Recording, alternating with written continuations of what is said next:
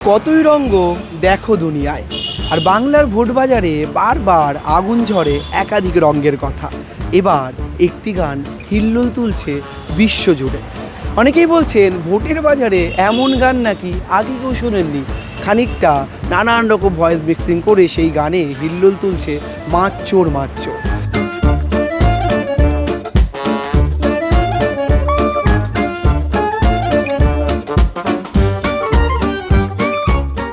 কোথাও গিয়ে ব্যক্তিগত কুৎসাকে হারিয়েও এই মাচ্চোর গান ভাঙর শুধু নয়, বঙ্গ তো বটেই, ভারতকেও উত্তাল করছে।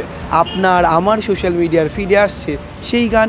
কিন্তু এই গানের কারিগর কারা, কারা তৈরি করলেন এমন গান, কি বলছেন ভাঙরের দুই যুযুধান পক্ষের দুজন প্রতিনিধি।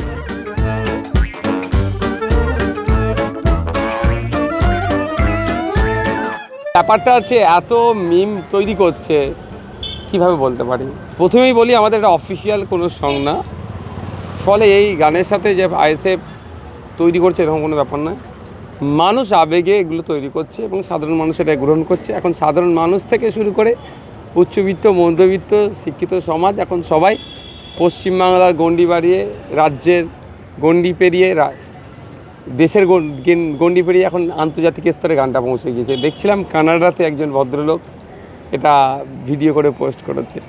ব্যাপারটা হচ্ছে, আমি শওকত সাহেবকে শুধু মাস্টার ভাবি না, উনি একজন একটা মমতা ব্যানার্জি ঘোষিত একজন, তিনি criminal, national human rights commission ঘোষিত তিনি একজন ক্রিমিনাল। মমতা ব্যানার্জি ঘোষিত একজন বোমবাদে। আপনি একজন প্রার্থী, আপনার অন্য প্রার্থীর প্রতি একটা সহনশীলতা থাকবে, 100% আছে। আমি অভদ্রমূলক শব্দ বলতে পারবেন না একটা, কোনোদিন আমি খরচ করেছি আমার রাজনীতিক কেরিয়ার, এক নম্বর। দ্বিতীয় কথা হচ্ছে, শওকত সাহেব যখন রাস্তা দিয়ে যায়, কেউ যদি ওনাকে চোর বলে ডাকে, তারও দায়িত্ব নাকি আমার ঘাড়ে বর্তায়। মানে শওকত সাহেব আইএসএফ বা নওশাদ ফোবিয়াতে ভুগছে। আমি বিলো দ্য বেল্ট কোনোদিন আমাকে অ্যাটাক করতে দেখেছেন? কোনোদিন দেখেছেন? দেখাতে পারবেন না, আমি বিলো দ্য বেল্ট অ্যাটাক করি না। দ্বিতীয় হচ্ছে, আপনারাই দেখেছেন আমি স্টেজে উঠে তাড়া দিই যে ডিজেটি যে এই ধরনের হইল্লোড় করা বারণ করতে। আপনারা দেখেছেন, আপনারা অনেকে দেখিয়েছেন। সুতরাং এর সাথে আমাদেরকে যারা কানেক্ট করতে চাইছে তারা ভুল করছে। আইএসএফের কোনো রুচিবোধ বলে কিছু নেই। এদের যে নেতা, যে বিধায়ক, সে যদি একটা মহিলার সঙ্গে 3 বছর মেলামেশা করে তাকে যদি ছেড়ে দেয় এবং সে চেস করে, সেই দলের নেতা কর্মীদের কতটা রুচিবোধ থাকবে এটা তো আমাদের জানা। যার কারণে আমরা এ বিষয়ে খুব একটা গুরুত্ব দিই না। সে ওদের মতো যা বলছে বলুক না, মানুষই ঠিক করেছে তাদের মতদান, এবং মানুষ আগামী দিনেও ঠিক করবে।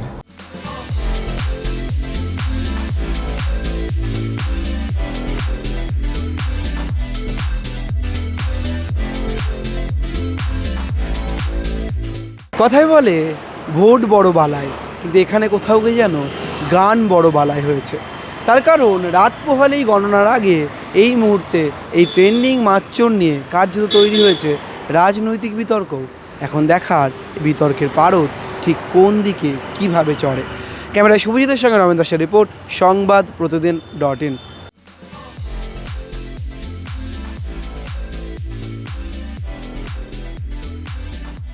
আরে ভাই, ভোটের লড়াই এই এখানেই দেখবো।